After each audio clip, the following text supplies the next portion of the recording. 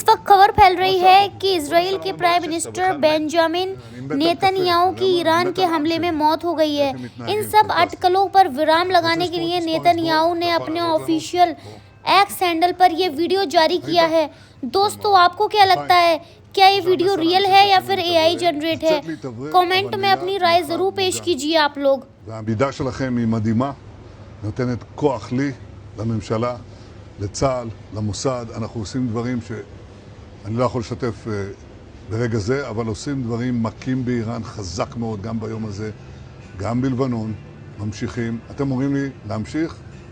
אני אומר לכולכם, גם אתם תמשיכו. תמשיכו להישמע להוראות פיקוד העורף, כל הזמן, להישמע להוראות פיקוד העורף, וגם לראשי הערים, להיות תמיד ליד מרחב מוגן.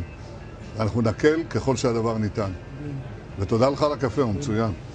אני לא יודע לגבי הקלוריות, זה נראה לי מסוכן מאוד.